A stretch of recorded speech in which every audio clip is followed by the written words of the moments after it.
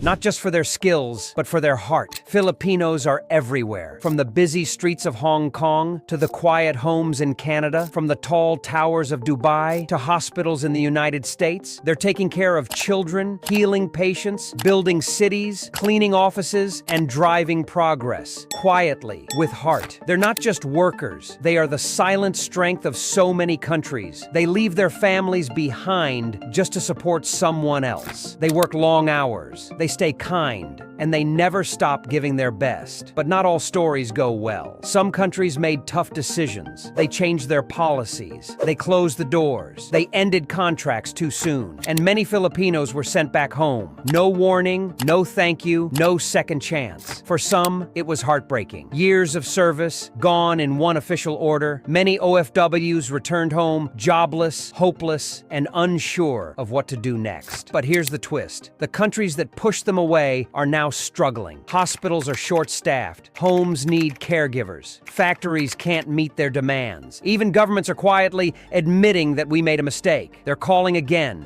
sending offers, opening borders, creating new visa paths because they know what they lost. Hardworking, respectful, skilled people who never gave less than 100%. And now they want Filipinos back. So in this video, we're counting down the 15 countries that once kicked out Filipino workers, but now they deeply regret it and are trying to bring them back. Stay with us because some of these countries may surprise you, and their reasons even more. If you're proud to be Filipino or you believe OFWs deserve respect, please hit the like button and don't forget to subscribe. This is their story, and it's time the world hears it. Counting down with number 15 is Kuwait. Once a top destination for OFWs, everything changed when reports of abuse made international headlines. The Philippines pulled out its workers. Kuwait enforced a hiring ban. But soon, the impact became clear. Hospitals, homes, and businesses were left struggling. Today, Kuwait is reopening talks, adjusting its labor policies, and actively asking the Philippines to restore deployment. They've realized they need Filipino workers more than they admitted. Employers are now offering better conditions, and the government is working to improve worker protections. It's a slow process, but it shows how much they want Filipinos back. Coming in at number 14 is Saudi Arabia. Back in 2021, thousands of Filipinos were sent home due to unpaid wages and labor disputes. Recruitment froze and trust broke down. But things are changing. Saudi Arabia has introduced new agreements, stronger worker protections, and even financial guarantees, all designed to bring Filipinos back into its workforce. The country is especially seeking nurses, engineers, and construction workers from the Philippines. With its Vision 2030 project underway, demand for skilled labor is higher than ever, and they know Filipinos deliver. At number 13, we have Taiwan. For a time, political tensions disrupted hiring from the Philippines. Employers slowed down recruitment, especially in factories and caregiving roles, but the gap was felt quickly. Now, Taiwan is actively increasing job openings, and many employers are specifically requesting Filipino workers again. They are admired for their discipline, positive attitude, and fast learning. Government agencies have also improved their recruitment systems. It's clear Taiwan wants to strengthen this connection again. Next at number 12 is Libya. Years of conflict made it too dangerous for Filipinos to stay. The government evacuated its citizens for safety, but now that the country is rebuilding, they're facing a serious shortage of skilled labor. Filipino workers known for their expertise and resilience are once again being sought after for reconstruction efforts. Despite remaining challenges, private companies are quietly requesting foreign labor again. Filipinos are seen as trustworthy and capable in tough environments. Rebuilding Libya may depend in part on the return of workers they once lost. Number 11 is Israel. Strict visa rules and deportation threats once caused fear among Filipino families. But during times of war and crisis, many Filipinos chose to stay and help. That loyalty didn't go unnoticed. Today, Israel is reviewing its policies, and some restrictions are easing. Filipino caregivers are especially valued for their compassion and reliability. Several Israeli families have even spoken out in support of their return. The bond they formed is hard to replace. place. Down to number 10 is Japan. Japan has long struggled with an aging population and a shrinking workforce. In the past, tight rules and language barriers made it hard for Filipinos to enter caregiving roles. But now, Japan is opening special work programs and training initiatives just for Filipinos. They've launched caregiver and technical intern programs with simpler requirements. Filipinos are admired for their respectfulness and work ethic in Japanese culture. Japan may be strict, but when they need help, and want Filipinos back. At number 9 is Qatar. Years ago, labor reforms and stricter migration policies led to mass departures, but the results backfired and industries couldn't keep up. Now, Qatar is quietly working to repair its image and re-attract Filipino talent, offering better contracts, safer conditions, and more stable jobs. The 2022 World Cup exposed weaknesses in the labor system. Now they're trying to do better, especially for skilled trades and medical workers. Filipinos are once again viewed as a crucial part of their workforce. Taking number 8 is Bahrain. When the government cut back on expat numbers, many Filipinos lost their long-term roles. But the labor shortage became too difficult to ignore, especially in healthcare and engineering. Bahrain is now easing restrictions and opening doors once again for qualified Filipino workers. Recent reforms have made hiring easier and more transparent. Many companies openly prefer hiring Filipinos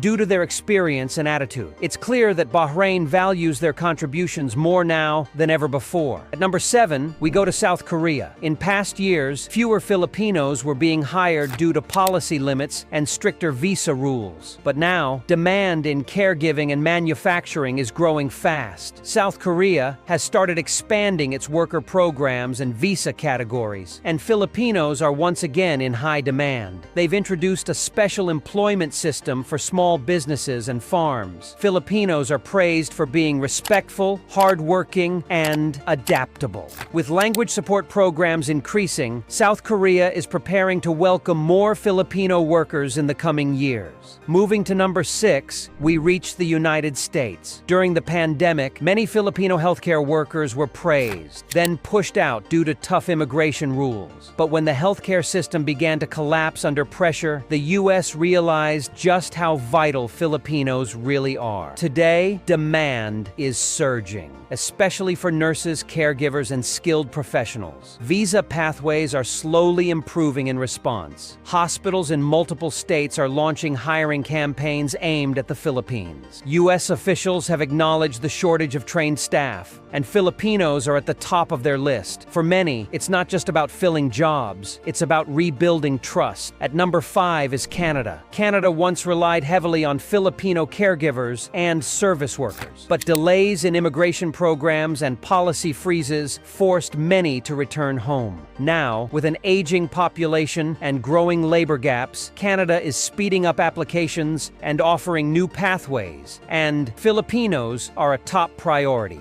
The Canadian government is actively promoting caregiver pilot programs. Filipinos are known for their long-term commitment and cultural fit in Canadian homes. This time, Canada is moving faster because they don't want to make the same mistake twice. Coming in at number 4 is Italy. Filipinos helped countless Italian families, working as caregivers and household helpers for years. But after economic challenges, many were let go with little support. Now, as Italy faces a caregiving crisis, they're turning back to the Filipino community, offering jobs, better protections, and more stable contracts. Catholic cultural ties have always made integration easier. Families are now pushing for regularization of long-time Filipino workers. Italy is learning that trust and loyalty are not easy to replace. At number 3, we have the United Arab Emirates. Filipino workers once formed a large part of the UAE's workforce, but economic downturns led to layoffs and reduced hiring. Today, many businesses openly admit they miss the dedication and professionalism Filipinos brought. Recruitment agencies are reporting a rise in demand from Dubai and Abu Dhabi. Even local employers are requesting more Filipino applicants. The The UAE knows that building again starts with bringing back the people who helped build it before. Number 2 goes to Hong Kong. Policy changes and political unrest made it difficult for many Filipinos, especially domestic workers, to stay long-term. But their absence has been felt deeply by families who depended on them. Now, Hong Kong is carefully reopening pathways and offering more job stability, realizing how irreplaceable many Filipinos truly are. Filipino workers are favored for their strong communication skills